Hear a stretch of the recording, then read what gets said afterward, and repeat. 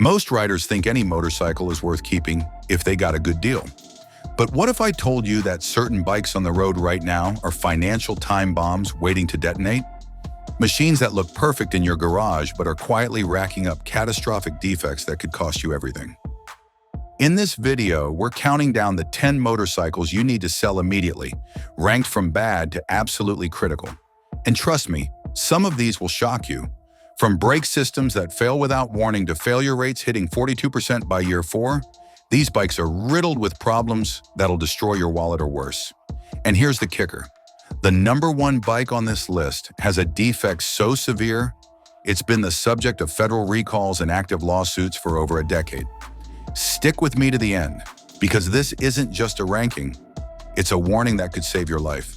Miss this, and you could be riding a documented hazard that you should have sold yesterday. Number 10, BMW R18. The 2021 BMW R18 arrived as a premium cruiser with a hefty price tag that promised German engineering excellence and long-term value retention.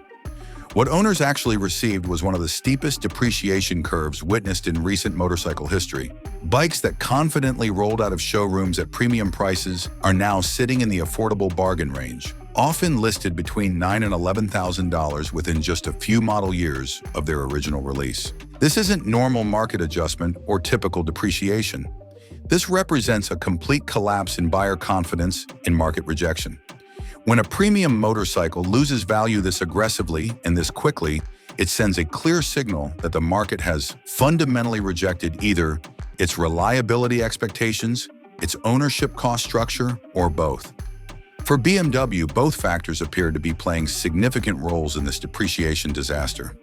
The brand carries a well-established reputation for complex systems that require specialized maintenance knowledge and equipment. That maintenance doesn't come cheap under any circumstances. Routine services at BMW dealerships carry price tags that make standard Japanese bike maintenance look like pocket change in comparison. We're talking about oil changes and basic services that can easily run double or triple what you'd pay for a comparable Japanese cruiser. The Boxer engine design, while delivering unique character and smooth power delivery, requires specific tooling and expertise that most independent mechanics simply don't possess or won't work on due to liability concerns. You're essentially locked into the BMW dealer network for anything beyond the most basic maintenance tasks. That dependency becomes a financial anchor that drags down the ownership experience with every service interval. The financial trap deepens considerably when you attempt to sell. Potential buyers see the dramatic depreciation curve and immediately get spooked about what went wrong with this model's market reception. They're not willing to gamble their hard-earned money on a bike that lost half its value in just a couple years.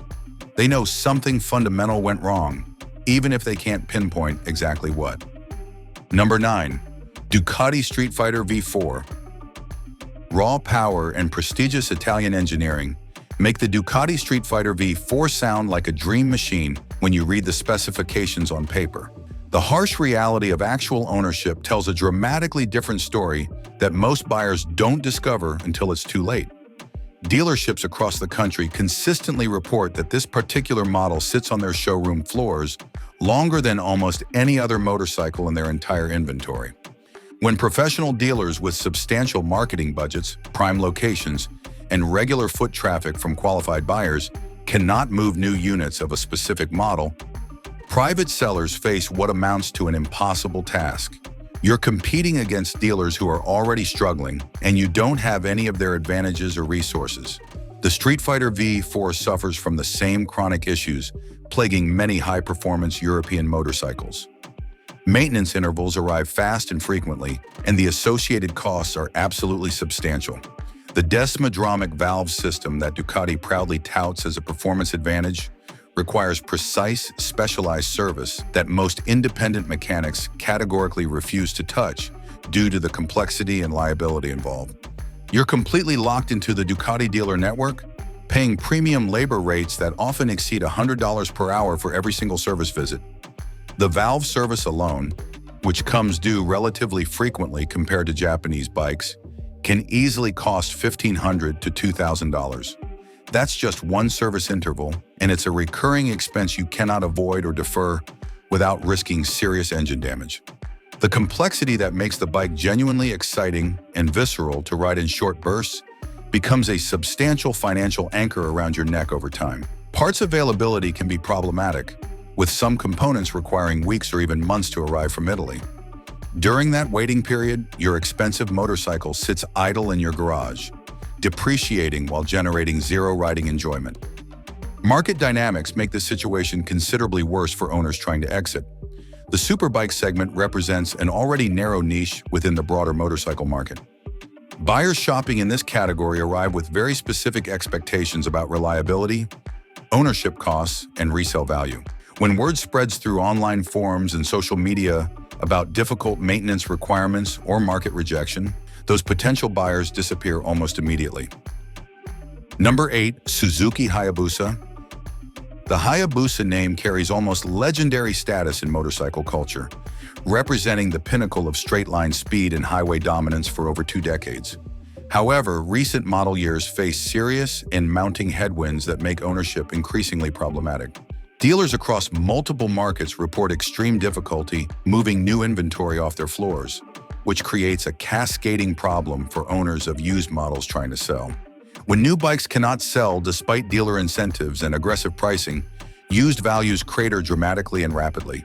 Your used Hayabusa now competes not just against other used examples, but against heavily discounted new inventory that dealers are desperate to move. That's a losing battle you cannot win through pricing alone. The current generation Hayabusa also carries an uncomfortable and potentially dangerous connection to the brake defect plaguing other Suzuki sport bikes in the GSXR lineup. While the Hayabusa uses similar component suppliers and follows related design philosophies as the GSXR series, the defect's documented presence in recent model years has created substantial uncertainty and fear in the market. Potential buyers researching Suzuki sport bikes of any kind immediately encounter detailed information about the brake corrosion issue, complete with recall notices and class action lawsuit filings. That knowledge effectively poisons their confidence in anything wearing a Suzuki sport bike badge, regardless of whether that specific model has been officially implicated in the defect. The association alone is enough to make informed buyers walk away. Beyond the legitimate defect concerns, the Hayabusa occupies an increasingly awkward position in the modern motorcycle market.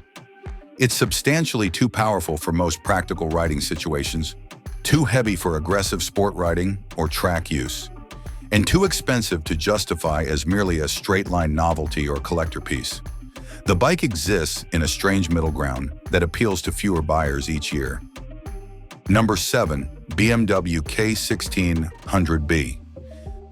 The K1600B represents BMW's ambitious attempt at dominating the luxury touring segment with a sophisticated inline 6-cylinder engine and virtually every electronic feature imaginable packed into one motorcycle.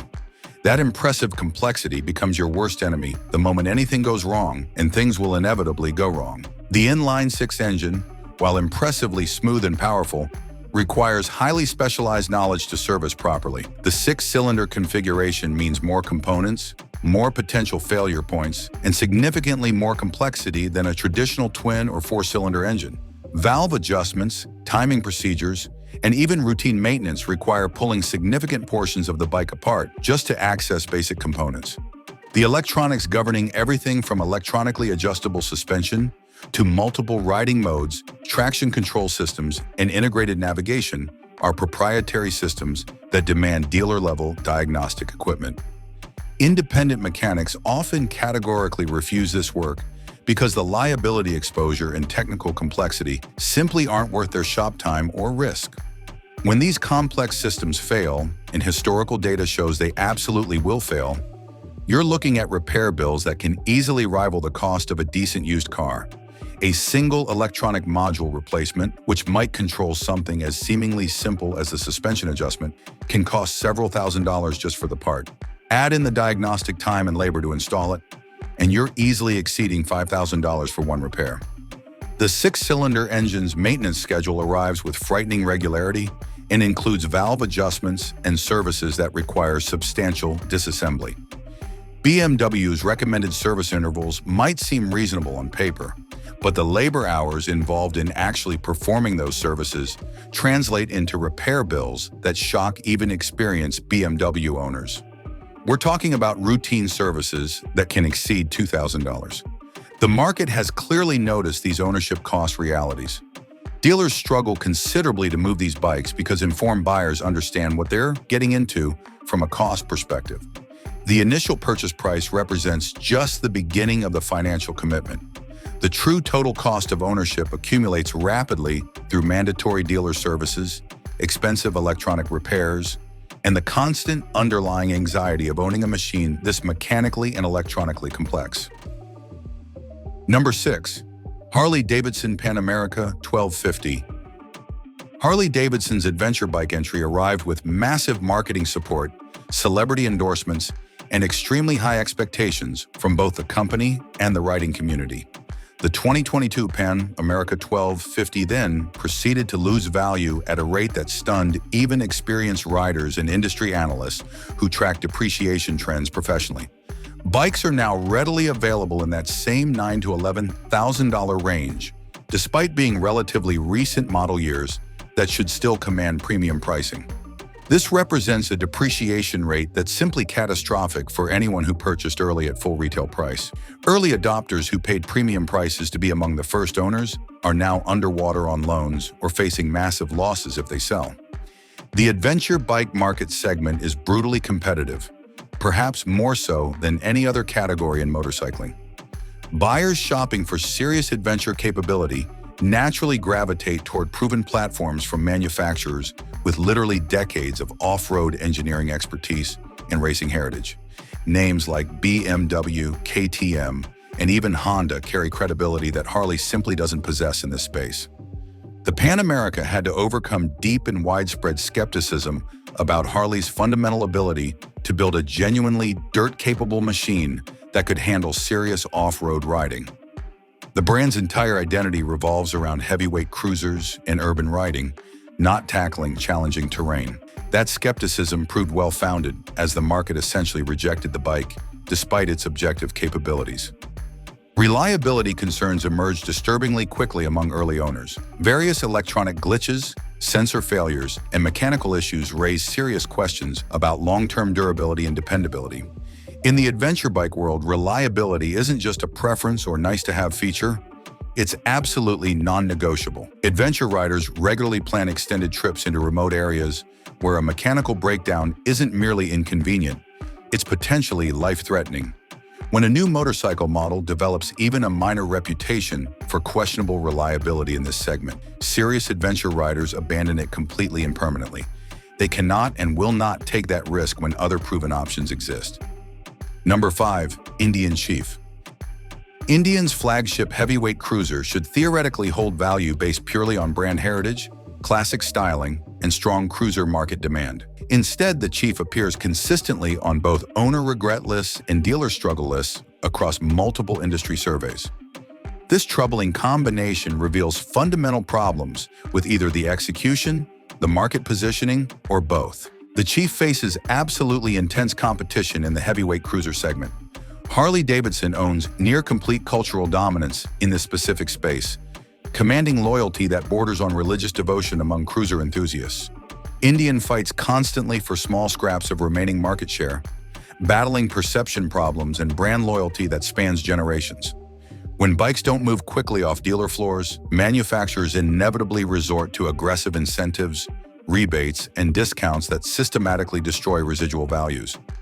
Your used Chief now directly competes with heavily discounted new inventory sitting on dealer floors, making private sales nearly impossible at any reasonable price that doesn't represent a massive loss. Beyond pure market dynamics, the Chief suffers from the same reliability perception issues affecting several other Indian models across their entire lineup. Cruiser buyers shopping in this price range prioritize dependability and reliability for long highway miles above almost everything else. When concerning stories circulate through online forums and social media about recurring electrical problems or premature component wear and failures, those potential buyers simply disappear. You're left attempting to sell a bike that dealers actively don't want to take on trade because they know from experience it'll sit on their floor for months, tying up valuable floor space and capital. That dealer reluctance translates directly into terrible trade-in values that leave you severely underwater. Number 4, Indian FTR. The FTR represents Indians' determined attempt to capture younger riders and expand beyond their traditional cruiser customer base with an aggressive flat-track-inspired design language.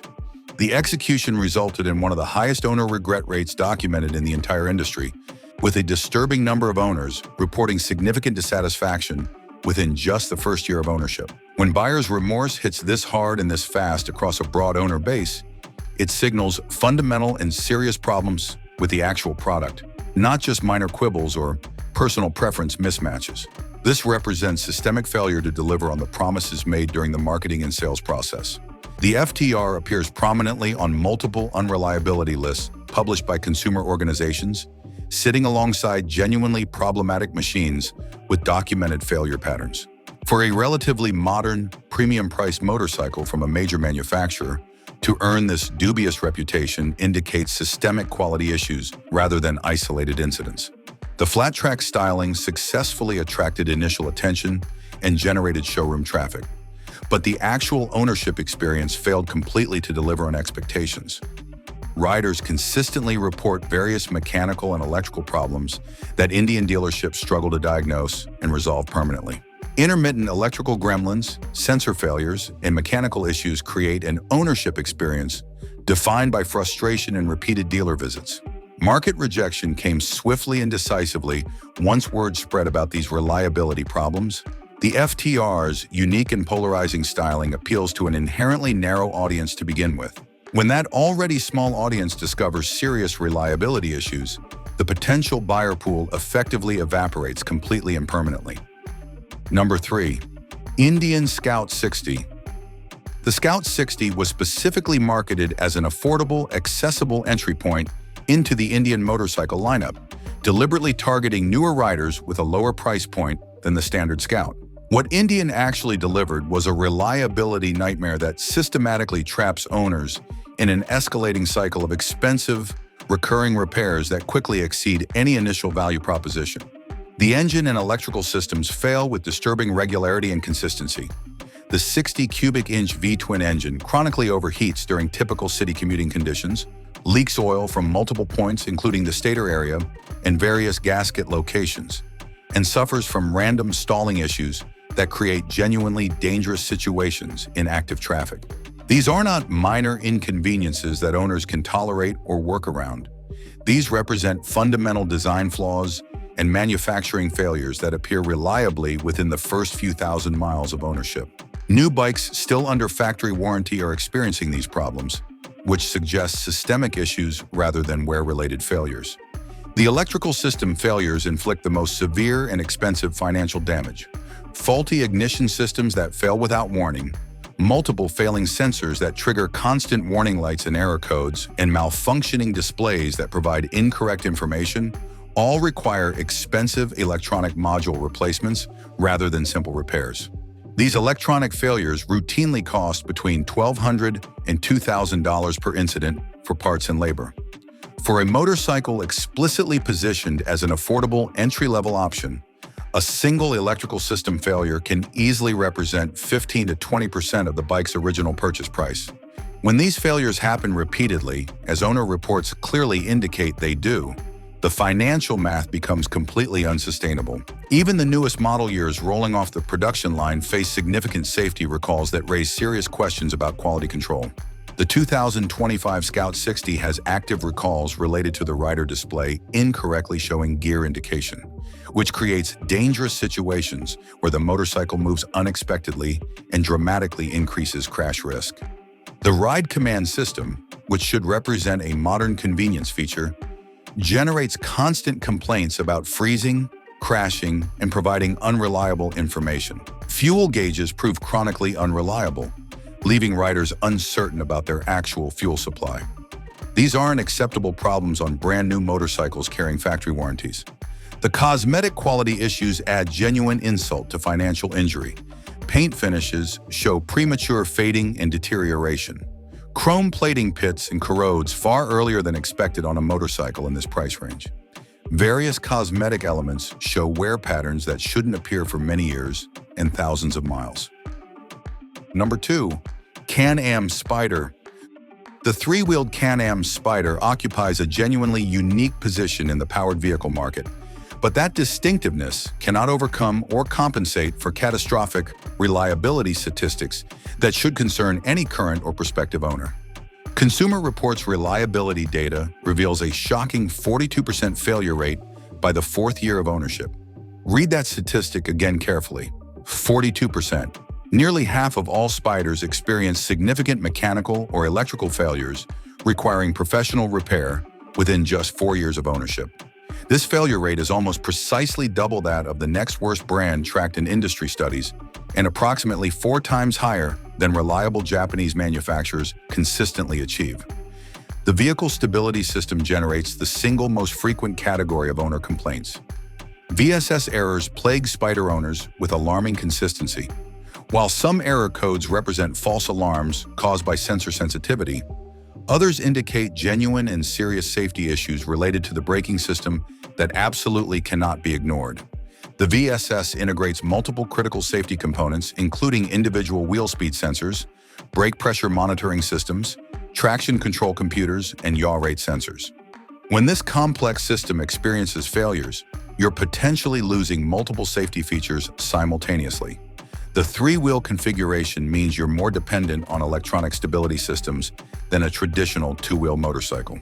Transmission problems and rear shock failures add substantial additional layers to this reliability nightmare.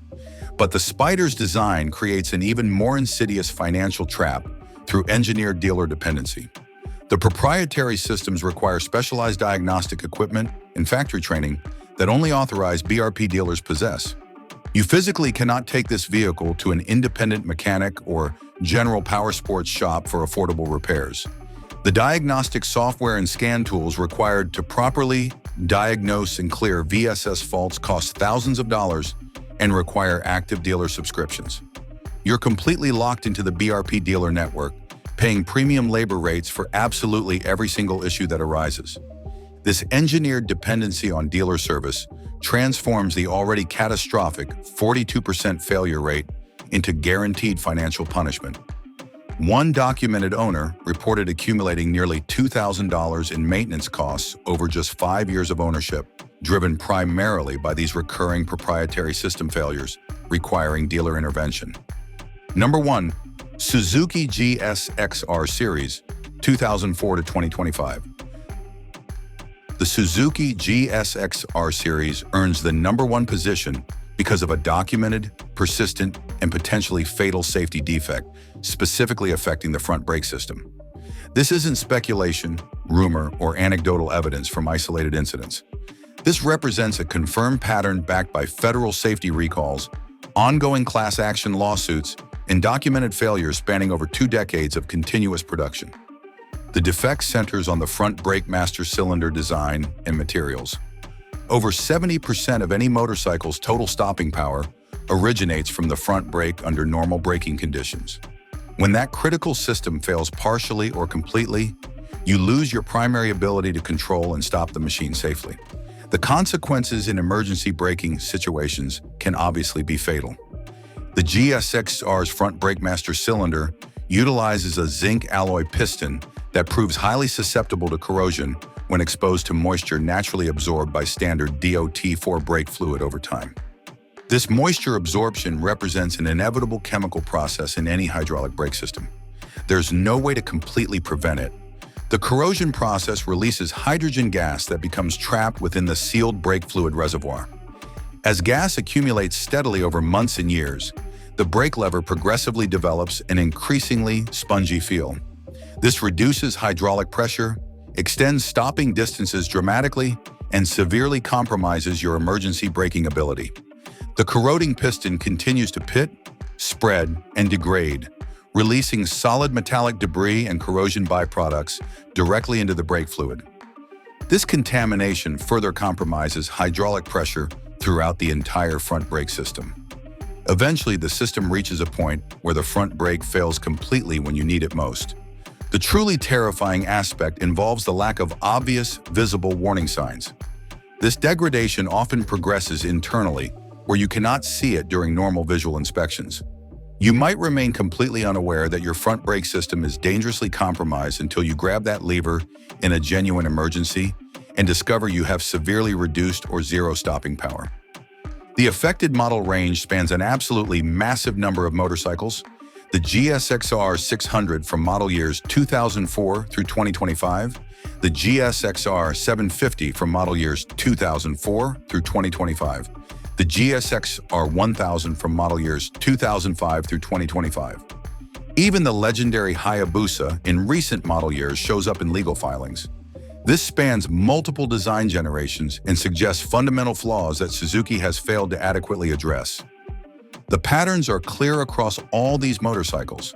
Systemic defects that manufacturers refuse to properly fix. Reliability statistics that guarantee financial pain. Market rejection that destroys resale value. But here's something wild. Some motorcycles went through the exact opposite journey. Bikes that were absolutely hated when they launched, but are now worth a fortune. We're talking about machines that critics destroyed, riders avoided, and dealers couldn't give away. Check out our video on 13 motorcycles that were hated but are now worth a fortune to see which underdogs became legends.